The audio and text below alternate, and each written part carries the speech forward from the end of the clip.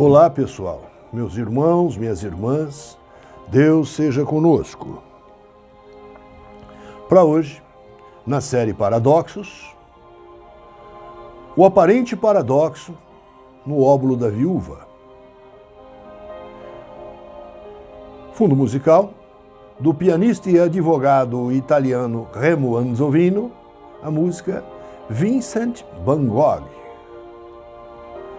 De se lembrar que a fé deve ser raciocinada, entretanto, utilizando-se de uma razão com os amorosos olhos da caridade.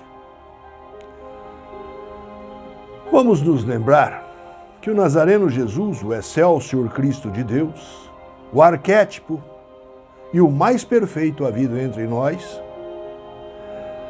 àquela época, falava a pessoas comuns do povo.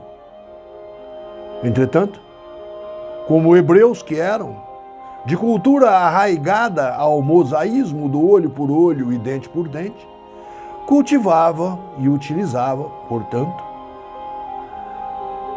o Mestre Jesus, de analogias em passagens do cotidiano contemporâneo a eles. Todavia, caríssimos meus e caríssimas minhas, nada obstante uma cultura em que se admirava a ostentação do farisaísmo hebraico, toda essa analogia demonstrava, como demonstra ainda, ser paradoxal. Em outras falas, como pode valer mais algo ridicularmente abscôndito como 2 moedinhas de cobre do que algo ostensivo? Ostensivo em somas pecuniárias de boa monta, lançadas espalhafatosamente, para que todos vissem. Como se diz, olhem, estou ofertando grandes somas, pois sou rico, sou poderoso. Em o Evangelho segundo o Espiritismo, em seu capítulo 13, não saiba a vossa mão esquerda o que dê a vossa mão direita, nosso professor Rivaio, o Allan Kardec, mencionou o óbolo da viúva narrada no Evangelho segundo Marcos, em seu capítulo 12, versículos 41 a 44. Antes de seguirmos as reflexões kardecianas, vejamos as definições vocabulares, onde a palavra óbolo há que ser considerada como incorreta na sua grafia óbulo, pois a correta é óbulo, com origem no latim óbulus, que significa moeda de pouco valor, o equivalente a 1/6 de denário. Denário, que era a moeda romana de prata, correspondente ao dia de trabalho daquele comum que trabalhasse, e com equivalência à dracma grega de então. A palavra gasofilácio origina-se no grego gasofilakion e é uma caixa simples e humilde, uma peça semelhante a uma urna para recolher donativos nos templos religiosos.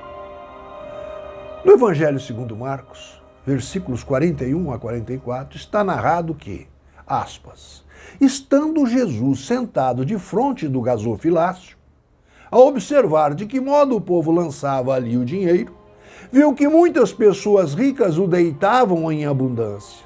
Nisso veio também uma pobre viúva que apenas deitou 2 pequenas moedas de cobre, o óbulo.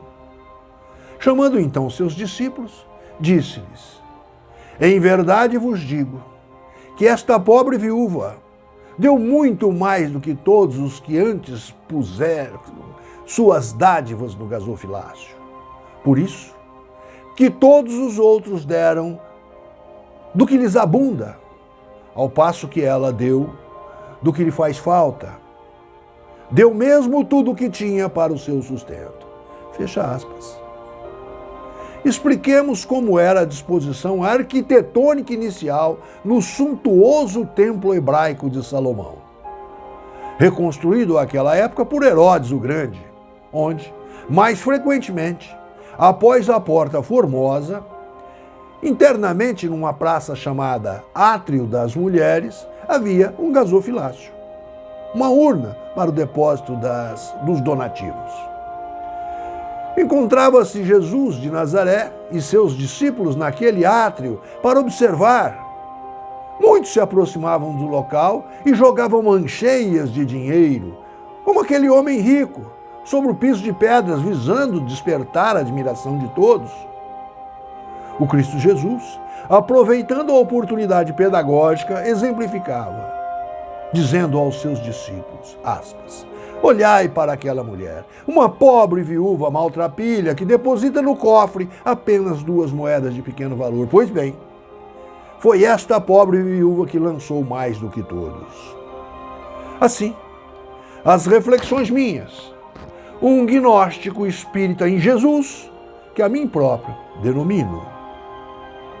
Ela, a pobre viúva, ao doar tudo o que possuía, demonstrando profunda e verdadeira confiança em Deus, fora além do esperado pela força de sua situação de criatura humana. Um gesto que exprime a espontaneidade, a verdade de sua pessoa, atestando que a sua dignidade reside em poder alçar voo nas asas da liberdade do amor. Pois, no Evangelho segundo Mateus, no capítulo 5, no versículo 7, bem-aventurados os misericordiosos, pois alcançarão a misericórdia. Sensibilizado, o Mestre Jesus destaca, valoriza a importância de um ser demonstrado por aquela pobre viúva, desfavorecida economicamente pela sorte. Essa mulher, pobre viúva, ao ofertar tudo o que possuía, inclusive para o próprio sustento, como dizia a cultura hebraica, amou a Deus, ofertando-lhe tudo o que possuía de bens materiais, confiante de que nada lhe faltaria. Assim, tornou-se um verdadeiro farol luminar em meio aos rochedos do egoísmo, da ganância e da ostentação. Entretanto, caríssimos irmãos e caríssimas irmãs, o que pretendo significar com a passagem do óbolo da viúva é a força do exemplo crístico ao dizermos, aspas, vá, desfaça de tudo o que possui e siga-me, fecha aspas. Uma frase que amedronta qualquer de nós, pois como viveremos sem as nossas posses materiais? Como nos sustentaremos? Jesus jamais pretendeu que nos desfizéssemos dos bens materiais, que, aliás, nem nossos nunca foram, nem nunca serão, pois são todos do Criador mental de tudo que há criado, Deus nosso Pai. Haja vista que somos nós, apenas e tão somente, usufrutários desses bens que são do Criador.